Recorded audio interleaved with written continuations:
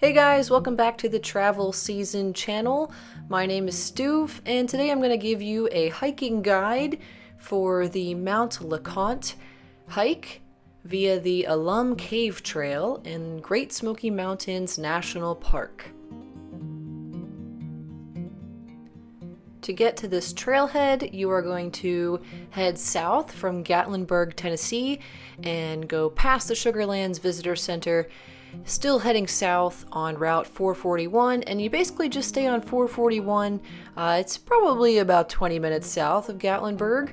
Just stay on that road until you reach the Alum Caves Bluffs trailhead parking lot.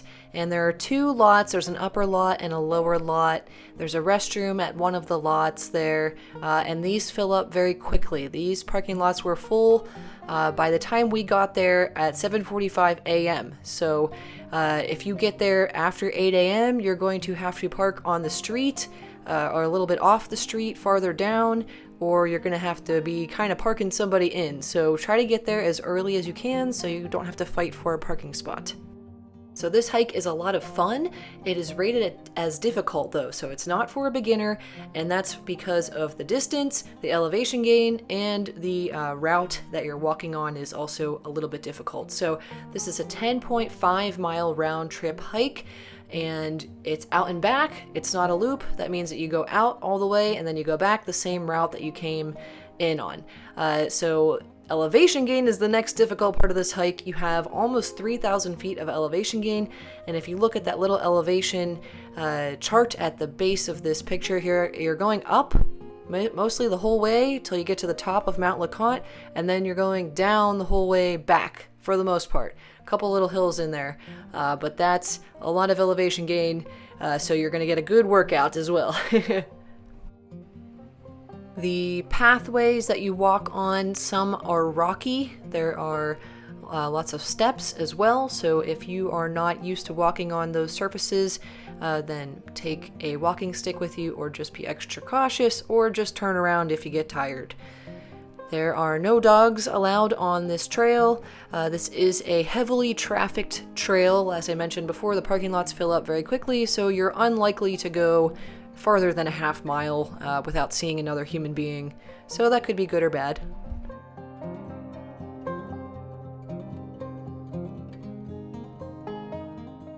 And then to describe the hike next, the route that you take to get up to Mount LeConte, I'm just going to read directly from the National Park Service website because I think that they explained it very well.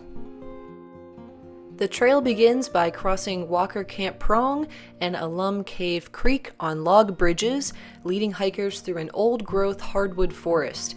Hiking through the narrow tunnel of Arch Rock is a highlight of the hike. As the trail climbs up Peregrine Peak, it approaches a heath bald full of mountain laurel and rhododendron, finally reaching a rocky outcrop known as Inspiration Point after 2 miles. This is a good place to view the rugged valley while surrounded by the mountains. The Alum Cave Bluffs are 2.3 miles from the trailhead. It's hard to believe how dry the ground is underneath the bluffs when the air and the ground outside of it are wet. Many visitors turn around at this point, but continuing on the trail to the summit of Mount LeConte will reward you with sweeping vistas seen from exposed cliffs that the trail follows to the top. Now, we did not see these sweeping vistas from exposed cliffs because we were in the clouds the entire time once we got past the cave bluffs. But if we could have seen those vistas, I'm sure they would have been sweeping.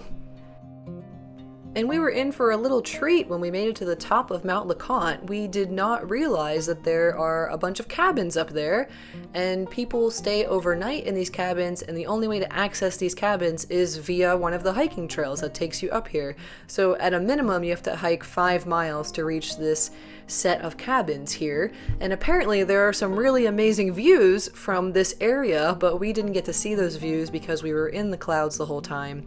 Another cool thing about being up in the Mount LeConte Lodge area is that they have llamas that pack all of the materials up for the people that stay at the lodge. So I guess Monday, Wednesday, and Friday around noon, the llamas show up and they have lunch up there, and then the llamas go back down. We got there at 11 a.m., so we did not see the llamas, but we did have a nice little lunch that we packed in, and we got to see some aggressive little squirrels while we were up there. So if we come back, I think we would definitely try to do this hike up to the lodge and maybe stay overnight. It looks like rates are about $150 a night per person, and that includes 2 meals. And once we had our lunch at the summit, we started making our way back down the mountain, and going back down was much easier than going back up. We did a little bit of trail running going back down just to get down more quickly, and we saw a decent amount of wildlife on the trail. We did not see any bears, but we did see a little mouse, some of those aggressive squirrels. We saw a salamander and some birds. So it was a good day. Saw some wildlife, got a great workout in, and we saw some great views.